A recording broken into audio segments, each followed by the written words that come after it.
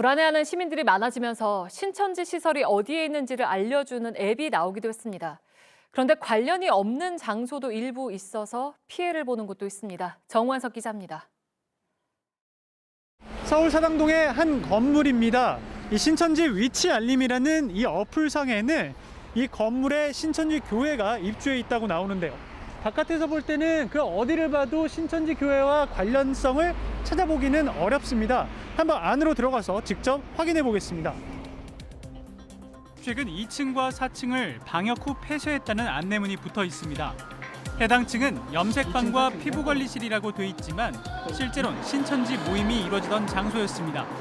수년 전 입주해 있던 업소의 간판이나 부착물들도 전혀 떼지 않아 바깥에선 알아볼 수조차 없습니다.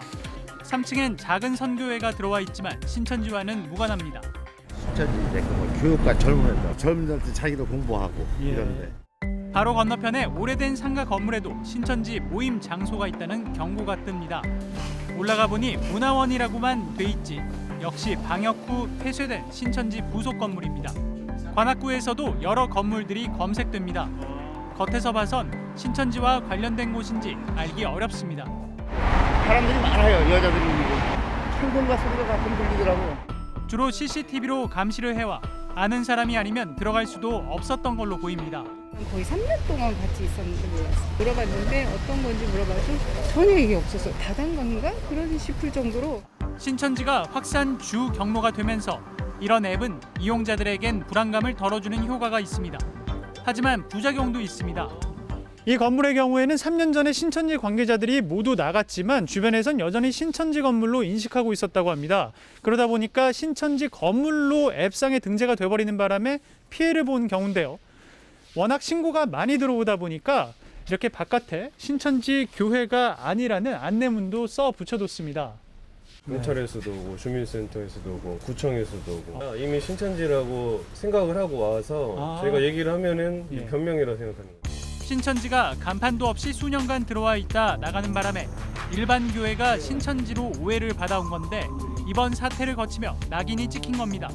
우리가 이 1층에 아이들을 돌보는 지역 아동센터가 있었는데 자기들이 케어하고 있다라고 하면서 오히려 포교 활동을 하는데 활용을 했던 거죠. 그러다 보니까 부모님들도 신천지로 오해를 하게 되어서 운영하는 데 어려움이 있었고. 확진자의 동선을 나타내는 앱도 이용자가 늘고 있습니다. 확진자의 동선에 포함되어 있는 지역에 와봤더니 이렇게 스마트폰으로 자동으로 알림이 옵니다. 8번째 확진자가 1월 25일에 이 지역을 방문했다고 합니다. 제가 가려는 목적지 이제 입력하고 이제 그 목적지가 안전한지 안 안전한지 이렇게 이제 이게 표현 이제 다 나와 있어서 이제 그거 보고 이제 안심하고 가든지 아니면 말든지. 확진자가 다녀갔다고 나오면 발길이 끊길 수밖에 없습니다. 이미 안전해진 곳이지만 여전히 앱엔 남아 있어 영업에는 차질이 생깁니다. 처음 보는 사람이에요. 우리 집에 처음 온 사람이에요. 그 사람이. 그것 때문에 이러겠죠. 며칠 동안 문을 닫으시는 건가요? 2주 나가지 말래. 감염에 대한 불안감이 높아지면서 개인 위생에도 신경을 쓰고 있지만 확진자의 동선이나 특정 종교에 대한 기피 현상도 생겨났습니다. 가게 영업이 어려워지는 등 안타까운 현상도 발생하고 있지만 당분간은 감내해야 할 것 같습니다. 밀착 카메라 정원석입니다.